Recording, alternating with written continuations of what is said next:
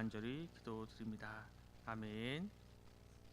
오늘 우리에게 주신 하나님의 말씀은 마가복음 10장 32절에서 45절까지 말씀입니다.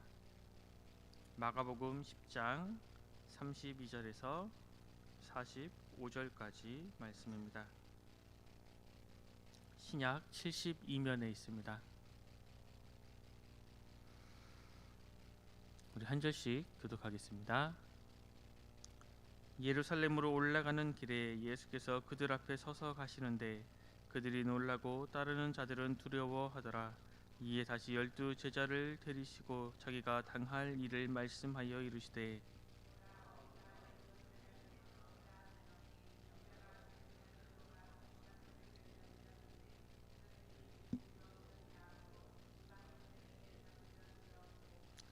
그들은 능욕하며 침뱉으며 채찍질하고 죽일 것이나 그는 3일 만에 살아나리라 하시니라.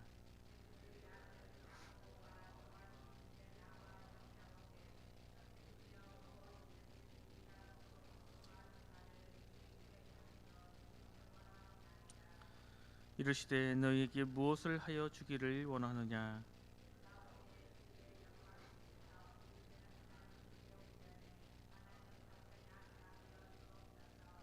예수께서 이르시되 너희는 너희가 구하는 것을 알지 못하는도다. 내가 마시는 잔을 너희가 마실 수 있으며 내가 받는 세례를 너희가 받을 수 있느냐.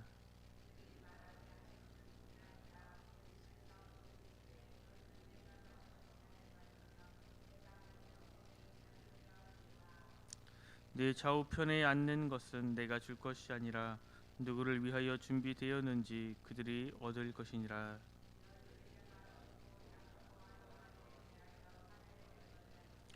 예수께서 불러다가 이르시되 이방인의 집권자들이 그들을 의미로 주관하고 그 고관들이 그들에게 권세를 부리는 줄을 너희가 알거니와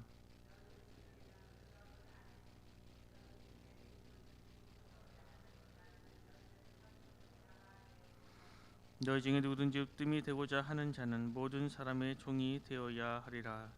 인자가 온 것은 섬김을 받으려 함이 아니라 도리어 섬기려 하고 자기 목숨을 많은 사람의 대속물로 주려 함이니라. 아멘. 오늘 본문 말씀은 영생에 관한 부자 청년 그리고 그 청년과 예수님과의 대화와 그와 관련된 교훈이 주어진 이후에 예수님과 예수님의 그 일행들이 이제 예루살렘을 향하여 길을 떠나고 있는 것으로 시작합니다. 그 여정 가운데 예수님이 세 번째 순환 예고를 하시고 또 야고보와 요한 형제의 청탁 그리고 겸손과 섬김의 교훈의 말씀을 하신 내용이 오늘 본문의 내용입니다. 오늘 본문 우리 32절 말씀을 함께 읽겠습니다. 본문 32절 말씀입니다. 예루살렘으로 올라가는 길에 예수께서 그들 앞에 서서 가시는데 그들이 놀라고 따르는 자들은 두려워하더라. 이에 다시 12 제자를 데리시고 자기가 당할 일을 말씀하여 이르시되 바로 다음 이제 10장 46절에 여리고라는 지명이 나옵니다. 이것을 볼 때 예수께서 이제 여리고 근처에 이른 것으로 여겨집니다. 여기서 이제 예루살렘으로 올라간다라고 표현을 하고 있습니다. 이것은 몇 가지로 생각해 볼 수 있는데 이제 예루살렘은 해발 고도가 높고 이제 여리고는 이제 해발 고도가 낮습니다. 그래서 고도가 낮은 곳에서 높은 곳으로 가니까 올라간다라고 표현할 수도 있고 또 예루살렘은 이스라엘 수도입니다. 성전이 있고 그래서 우리가 서울을 갈 때 지방에서 서울을 갈 때 서울로 올라간다 이야기하는 것처럼 이제 수도를 간다 수도에 올라간다라고 이야기하는 것과 같습니다. 또 이제 종교적으로 예루살렘 성전이 있는 거룩한 곳을 갈 때에는 성경에서 올라간다라고 표현을 합니다. 지금 예수님께서는 하나님의 임재의 상징인 성전이 있는 거룩한 예루살렘에서 자신의 몸을 산 제사로 드릴 그러한 목적을 위해서 죽음을 향해 고난의 길을 걸어가고 계십니다. 예수님께서는 제자들보다 앞장서서 예루살렘을 향하고 있습니다. 고난의 길을 기꺼이 감내해내는 그 모습을 표현하고 있습니다. 그때 예수님은 이렇게 말씀하셨습니다. 33절 34절 말씀해 보면 보라 우리가 예루살렘으로 올라가노니 인자가 대제사장들과 서기관들에게 넘겨짐에 그들이 죽이기로 결의하고 이방인들에게 넘겨주겠고 그들은 능욕하며 침뱉으며 채찍질하고 죽일 것이나 그는 3일 만에 살아나리라. 예수께서는 지금 제자들에게 당신이 당하실 고난을 4개의 동사로 말씀하십니다. 능욕하다, 침뱉다, 채찍질하다, 죽이다 입니다. 그리고 이 동사는 모두 그리고 라는 접속사로 시작하고 또 미래 시제로 표현하고 있습니다. 이것은 예수님께서 당하실 고난이 이제 곧 임박했음을 제자들에게 알려주고 계십니다. 이것은 지금 예수님께서 순환 당하실 것을 고난 당하실 것을 제자들에게 3번째로 알려주고 계십니다. 예수님께서 순환 당하실 것을 처음 말씀하신 것은 마가복음 8장에 나옵니다. 제자들에게 사람들이 나를 누구라 하느냐, 그리고 그럼 너희는 나를 누구라 하느냐 라고 질문하신 뒤에 말씀하셨습니다. 그런데 그때 베드로는 그렇게 하면 안 된다고 예수님을 붙들고 항변했습니다. 베드로가 그 직전에 예수님에 대해서 그 고백은 바르게 했을지라도 아직은 왜 주님이 오셨는지, 왜 주님이 십자가를 지셔야 하는지, 왜 주님이 그러한 고난을 당하셔야 하는지 알지 못하고 있었던 겁니다. 여전히 그는 세속적인 가치관으로 가득했던 것입니다. 예수께서 순환 당하실 것을 이제 2번째 말씀하신 것은 마가복음 9장에 나옵니다. 그 말씀을 들은 제자들의 반응은 처음에는 두려워서 아무 말도 하지 못합니다. 곧 그러다가 가버나움에서 누가 크냐라고 논쟁을 벌였습니다. 예수님은 십자가의 죽음에 대해서 말씀하셨는데 그럼에도 불구하고 제자들은 그 말씀을 바로 듣지 않고 아직까지도 세속적인 가치관에 사로잡혀 있었습니다. 그리고 오늘 본문에서 3번째로 이제 순환 당하실 것을 말씀하십니다. 3번을 말씀하셨다는 것은 단지 횟수를 말하는 것이 아닙니다. 그 내용이 굉장히 중요할 뿐 아니라 제자들이 정말로 제대로 알아듣기를 원하셨습니다. 그래서 지난번보다 더 구체적으로 당신이 당하실 그 순환에 대해서 말씀하셨습니다. 하지만 제자들에게는 여전히 소기의 경읽기와 같았습니다. 순환을 당하실 것이라고 말씀하시자 거기에 대해서 말을 하는 것이 아니라 야고보와 요한 형제가 찾아와 주님께서 예루살렘의 왕으로 등극하시면 내가 요직에 앉혀달라고 요청하고 있습니다. 35절 말씀해 보면 세베대 아들 야고보와 요한이 주께 나와 여짜오되 선생님이 무엇이든지 우리가 구하는 바를 우리에게 하여 주시기를 원하옵나이다 라고 예수께서 순환에 관한 말씀을 하시자마자 이렇게 나와 이야기합니다. 지금 제자들에게 하신 말씀 중에서 가장 중요한 말씀, 기독교의 핵심, 고난당하심과 십자가에서 죽으심과 부활하심에 대해서 제자들이 알아듣기를 원하고 말씀하셨음에도 불구하고 야고보와 요한은 그 말은 하나도 듣지 않고 자신들의 생각, 자신들의 할 말만을 하고 있습니다. 야고보와 요한 또 그 외 제자들은 아직도 예수님이 고난의 메시아로 오셨음을 전혀 깨닫지 못하고 있는 것입니다. 예수께서는 너희에게 무엇을 하여 주기를 원하느냐 반문하셨습니다. 이것은 2 제자가 물을 것을 몰라서 질문하신 것이 아니라 그들이 여전히 깨닫지 못함에 답답함에 질문을 하셨습니다. 이런 주님의 질문에 야고보는 이렇게 대답합니다. 여짜오되 주의 영광 중에서 우리를 하나는 주의 우편에 하나는 좌편에 앉게 하여 주옵소서. 마가는 주의 영광 중에서라고 표현하지만 마태는 주의 나라에서라고 표현하고 있습니다.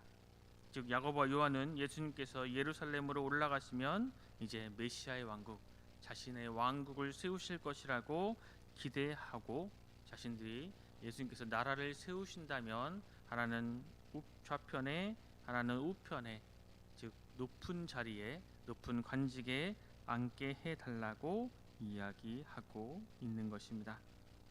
이에 주님의 답변은 이러하였습니다. 38절 말씀에 보면 예수께서 이르시되 너희는 너희가 구하는 것을 알지 못하는도다. 내가 마시는 잔을 너희가 마실 수 있으며 내가 받는 세를 너희가 받을 수 있느냐. 잔과 세례는 모두 예수님의 고난과 죽음을 상징하는 말입니다. 즉 너희는 내가 받는 고난과 죽음에 동참할 수 있느냐라고 물으시는 것입니다. 물론 그 의미는 너희는 동참할 수가 없다. 그 고난과 그 죽음은 내가 홀로 감당해야 하는 것이다 라고 말씀하고 계십니다. 그럼에도 불구하고 그들은 우리는 할 수 있다 라고 우기며 이야기했습니다. 참 신비하게도 12제자 중에서 야고보는 첫 순교의 제물이 되었습니다. 그들이 생각했던 이 땅의 메시아의 왕국, 하나님 나라의 왕국에서 우편이나 좌편에 앉지 못했지만 영원한 하나님의 나라에서 야고보는 영광을 누릴 수가 있었습니다. 반면에 요한은 가장 마지막까지 살아남았습니다. 전승에 따르면 가룟 유다를 제외한 10명의 제자는 모두 초대교회의 순교자가 되었습니다. 하지만 요한은 끝까지 살아남아 요한복음, 또 요한 1, 2, 3서, 요한계시록을 기록했습니다. 그래서 요한은 산 순교자의 삶을 살았다고 이야기합니다. 요한 역시 그가 그린 이 땅의 메시아 왕국에서 높은 관직에 앉지 못했지만 영원한 하나님의 나라에서 그 자리에 앉는 은총을 누렸습니다. 야고보와 요한이 예수님께 하는 말을 들은 나머지 제자들의 반응은 이러합니다. 10제자가 듣고 야고보와 요한에 대하여 화를 내거든. 나머지 10명의 제자들의 반응은 화를 내었습니다. 특히 격분했습니다. 이 단어는 지금 예수님께서 고난을 말씀하시는데 어떻게 너희는 그런 이야기를 하느냐라고 화를 내는 것이 아니라 내가 누려야 하는 것을 지금 너 때가 뺏어갔구나 라고 화를 내고 있습니다. 그러니까 다른 제자들도 야고보와 요한처럼 예수님께 먼저 말하고 싶었는데 그 순서를 빼앗기고 말한 것입니다. 그 형제가 먼저 말함으로 자신들이 말하지 못해서 내가 앉고 싶은 그 높은 자리에 빼앗겼다고 생각되어 지금 제자들은 그들에게 화를 내고 있는 것입니다. 즉 12제자의 생각은 모두 다 똑같았습니다. 그때 우리 주님께서 이렇게 말씀하십니다. 우리 본문 43절에서 45절까지 말씀을 우리 함께 읽겠습니다. 우리 43절에서 45절까지 말씀입니다.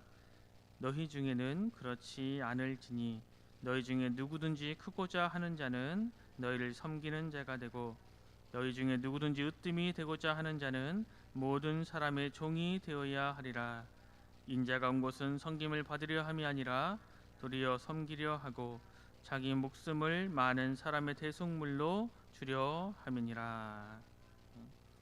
지금 주님께서는 역설의 진리를 말씀하십니다. 이 말씀이 마가복음의 핵심 구절입니다. 세상은 섬김을 받는 사람이 큰 사람으로 여김을 받은 것이고 1등만 기억하는 것입니다. 그러나 우리 주님은 많이 섬길수록, 많은 사람을 섬길수록 큰 사람이라고 말씀하십니다. 예수님 당시에 살고 있는 모든 사람과 당시까지 살았던 모든 사람, 그리고 그때부터 지금까지 살아온 사람과 또 앞으로 주님께서 다시 오실 때까지 살아갈 그 모든 사람을 위해서 십자가의 제물이 되셨습니다. 예수님은 그렇게 많은 사람을 섬기는 분이셨기에 영원히 크신 분이신 것입니다. 주님께서는 너희 중에 라는 이 말을 3번이나 반복하시면서 이방인의 삶의 방식과 그리스도인의 삶의 방식은 분명히 다름을 제자들에게 분명히 말씀하고 계십니다. 그리고 그 대표적인 사례로 바로 예수 그리스도 당신이 만인의 죄사함을 위해 죽으신 사건을 제자들에게 보여주고 계십니다. 지금 우리는 참회의 절기 사순절을 보내고 있습니다. 우리가 얼마나 죄인인지 철저히 인정할 수 있는 시간이기를 원합니다. 부모의 마음을 모르는 아이들처럼 3년간이나 따라다니는 제자들은 여전히 예수님의 죽으심은 그저 비극적인 끝이라고만 생각하고 있습니다. 과거와 현재를 통해 역사해 오신 그 주님에 대한 기억이 전혀 없는 것처럼 어른스럽지 못하고 이기적으로, 참으로 이기적인 모습으로, 이기적인 생각으로 지금 자신의 안위와 영달만을 꿈꾸고 있는 것이 제자들의 모습입니다. 고린도전서 13장은 사랑장입니다. 사람이 방언과 천사의 말을 할지라도 사랑이 없으면 아무런 소용이 없고, 예언하는 능력도 또 산을 옮길 만한 모든 믿음이 있을지라도 사랑이 없으면 아무것도 아니라고 이야기합니다. 심지어 내게 있는 모든 것으로 구제하고 내 몸을 불살하게 내줄지라도 사랑이 없으면 아무것도 아니라고 이야기합니다.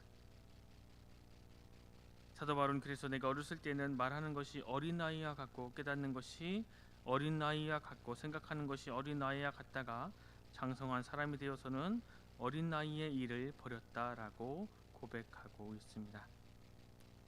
우리에게도 세월은 많이 지났어도 나의 고집대로 내 뜻대로 하나님께 떼쓰는 것이 마치 잘하는 것인 것처럼 어린아이의 일을 버리지 못하고 어린아이 모습처럼 신앙생활을 하고 있는 것은 아닌지 되돌아보아야 하겠습니다. 우리는 이 세상을 살아갈 때에 다른 것도 물론 중요하지만 무엇보다 주님을 따르는 신앙의 자세가 좀 더 성장되고 성숙되어지기를 바랍니다. 진정한 어른은 현재 나만의 것을 챙기는 삶이 아니라 남을 배려하는 마음이고, 더 나아가 남을 위해 예수님처럼 대속물로 자신을 희생하는 삶을 선택할 수 있는 모습입니다. 우리 모두 영적으로 어린아이의 모습에서 벗어나 철이 들고 또 주님의 말씀에 우리의 인생 전부를 걸고 살아가는 참된 주님의 제자가 될 수 있기를 간절히 소망합니다. 기도하겠습니다. 하나님, 오늘 우리에게 새로운 한 날을 주셔서 주님 말씀을 듣고 또 묵상하며 하루를 시작하게 하시니 감사합니다. 주님, 우리 모두는 주님을 따르기로 결심한 주님의 제자들입니다. 하지만 곧 죽음의 기로에 놓인 스승의 처지에 아랑곳하지 않고 그저 현재의 영광만을 추구하는 그러한 제자들의 모습이 지금 사순절을 맞이한 우리들의 부끄러운 모습이 아닌지 주님 앞에 고백합니다. 비록 믿은 연수는 점점 오래되어 가고 경건한 척 행동할지라도 과거와 현재 그리고 미래를 통해 하나님께서 펼치시는 영적인 눈으로 우리의 인생 역경을 바라보지 않고 오직 이기적인 욕망과 그 노예가 되어서 살아가는 우리들의 어린 아이와 같은 모습을 주님 용서하여 주시옵소서. 지금 이 순간에도 고통의 날들을 보내고 있는 수많은 사람들을 구원하시기 위해 우리 주님이 그 길을 묵묵히 걸어가신 것처럼 우리를 또한 주님의 사랑의 삶으로 나타내는 그러한 거룩한 삶을 살아갈 수 있도록 주여 함께하여 주시옵소서. 그래서 좀 더 주님의 마음을 읽고 주님의 말씀대로 살아가는 이 시대 하나님의 사랑, 하나님의 거룩한 백성이 되게 하여 주시옵소서. 모든 것 감사드리며 귀하신 예수 그리스도 이름으로 간절히 기도드립니다. 아멘.